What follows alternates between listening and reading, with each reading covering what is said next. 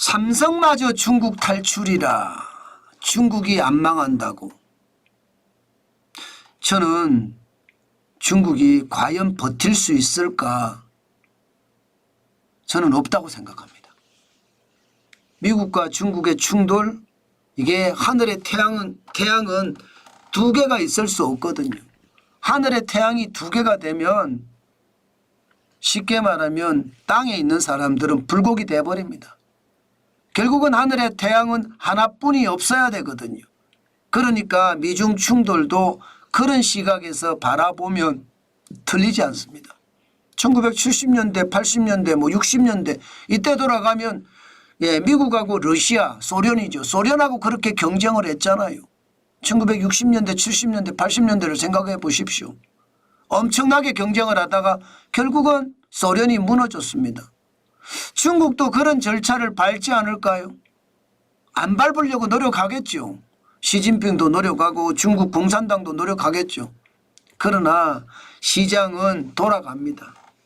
역사도 돌아갑니다. 정반합이라고 했잖아요. 정이 있으면 반이 있었고 반이 있으면 합이 있는 겁니다. 결국은 경제도 순환이라는 게 있거든. 순환이라는 게. 역사도 순환이라는 게 있고요. 결국 그 순환에 중국이 러시아처럼 소련처럼 그렇게 저는 될 가능성 저는 높다고 봅니다.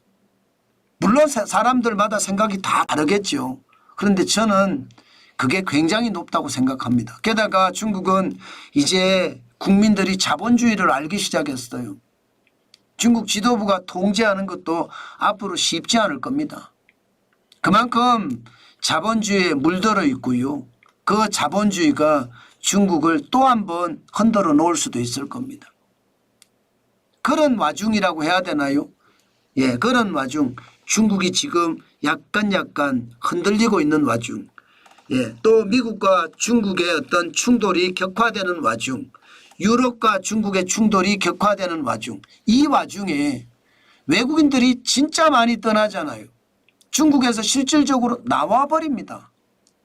예, 외환 보유고가 마이너스 50억 달러라고 하잖아. 1분기가. 그러니까 다 탈출하는 거예요. 중국에서. 그런 와중에 삼성전자마저도 중국에서 탈출하겠다 이런 선언이 나온 거예요. 무슨 선언이 나왔느냐. 예, 삼성전자 중국 판매법인의 구조조정을 단행한다는 겁니다.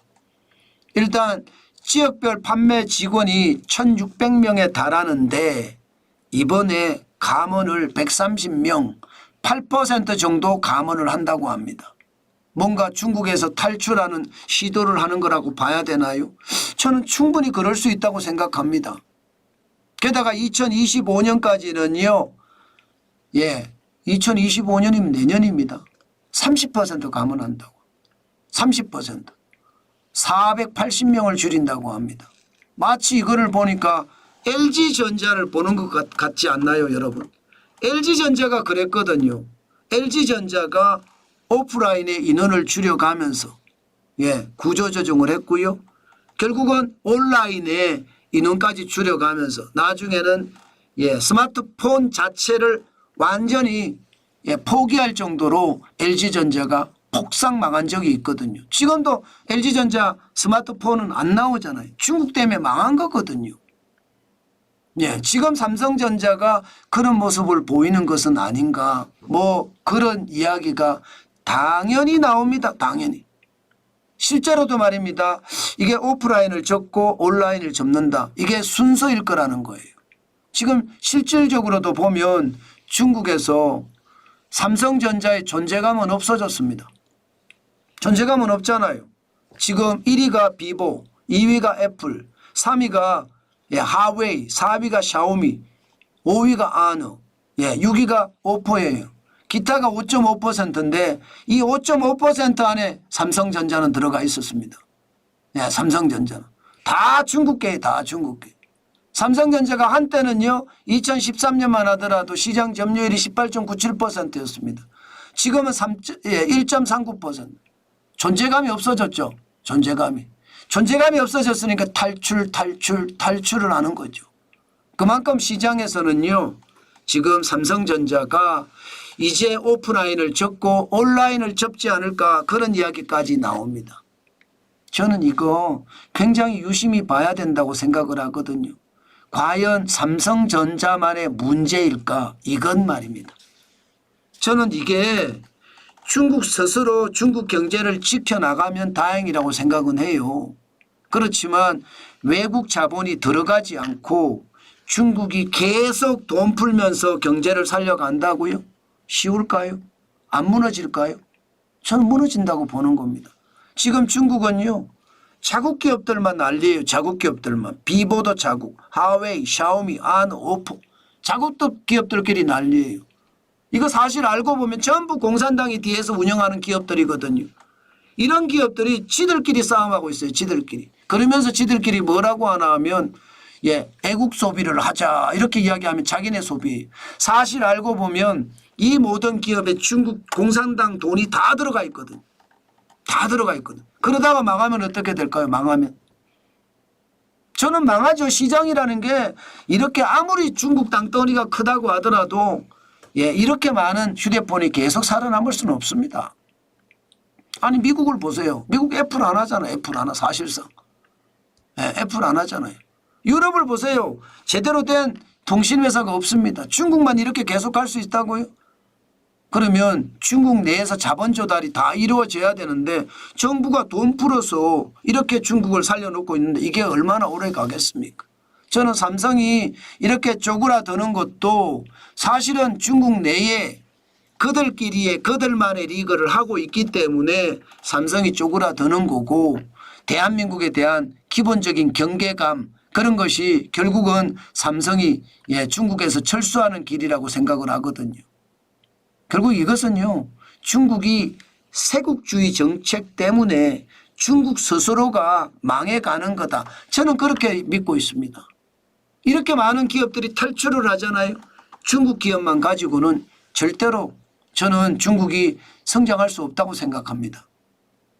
이게 외화가 계속 들어와 줘야 되거든요. 그렇지 못하면 박살나는 거죠. 우리만 하더라도 지금 중국에서 탈출 러십니다. 현대차도 5개 공장 중에 3개 매각을 하고요. 2개만 남길 예정이라고 하죠. 이것도 곧 팔 거예요. LG 디스플레이는 광주 우 LCD 패널 공장 매각 이미 하고 있습니다. 롯데는 중국 사업을 완전히 철수했고요. LG전자는 스마트폰 사업을 오프라인도 접었고요. 온라인도 접어서 완전 철수했고요. 심지어 국내 스마트폰 사업도 접어버렸습니다. 이렇게 대기업들이 탈출한다. 한국 기업만 중국에서 탈출할까요? 그렇지 않습니다. 세계적인 기업도 지금 중국에서 탈출 러시를 이루고 있습니다.